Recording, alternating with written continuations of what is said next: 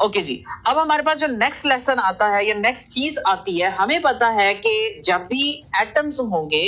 या जो एलिमेंट्स होंगे वो कंबाइन होंगे विद ईच अदर, तो they are going to form compounds. We know कि जी एटम जब एटम के साथ कंबाइन करता है,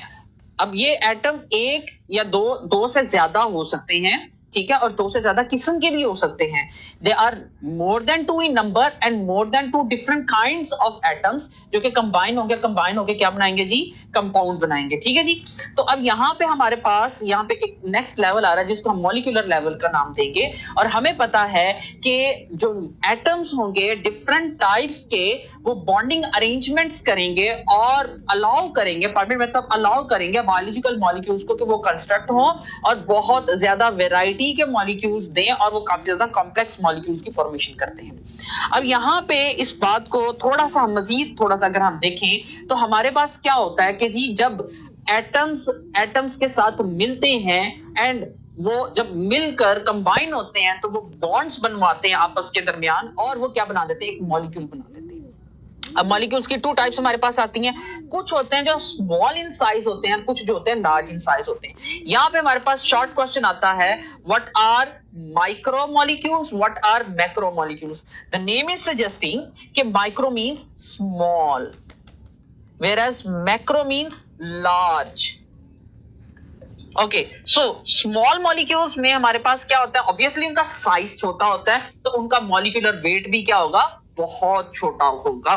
तो हम इनकी डेफिनेशन क्या करेंगे, micromolecules are the molecules with low molecular weight, और उसकी एग्जांपल हमारे पास क्या है, कार्बन डाइऑक्साइड, वाटर मॉलिक्यूल, ठीक है जी। अब हम आते हैं मैक्रोमोलिक्यूल्स की तरफ। ऑब्वियसली मैक्रो मींस लार्ज, तो इट्स मीन कि they have very high molecular weight, यानी कि उनका मॉलिक्यूलर वेट क्या होगा, बहुत ज्यादा होगा। और मोस्ट ऑफ द टाइम हमारे पास ये क्या होते हैं, स्टार्च, प्रोटीन, ये क्या है, ये लार्ज मॉलिक्यूल्स हैं, और ये ऑब्वियसली बनेंगे किनसे हुए, में सब यूनिट्स से मिलकर ना, छोटे छोटे सब यूनिट्स होते हैं, जिसका जो हमारे पास स्टार्च है ये रिपीटेडली जो ग्लूकोज मॉलिक्यूल है उसकी अटैचमेंट के साथ मिलकर बना हुआ है। तो आप कह सकते हैं कि स्टार्च क्या है, सब यूनिट इसका क्या होगा, ग्लूकोज, और उसकी रेपिटेशन से हमारे पास ये अवेलेबल होगा। सिमिलरली विद द प्रोटीन्स, और प्रोटीन्स हमें पता है ये किनकी मदद से मिलकर बने होते हैं, अमाइनो एसिड्स की मदद से मिलकर बने होते हैं,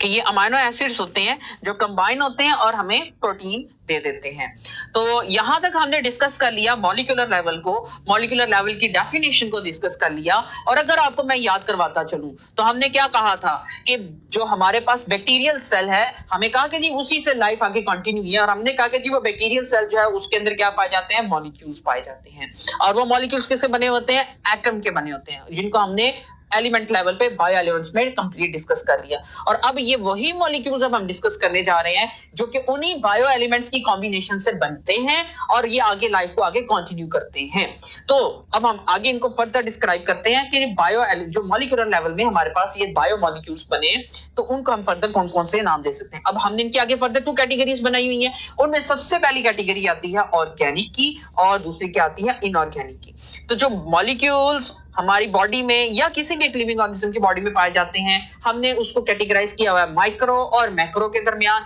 और फिर उनमें आगे फर्दर उनमें एक और कैटेगरी बनाई हुई है कि ऑर्गेनिक और इनऑर्गेनिक की कैटेगरी। अब ऑर्गेनिक जो होते हैं उनमें हमें पता है कि ऑर्गेनिक मॉलिक्यूल्स जो होते हैं उनमें लाजमी तौर पे कार्बन और हाइड्रोजन पाया जाता है, जबकि इनऑर्गेनिक होते हैं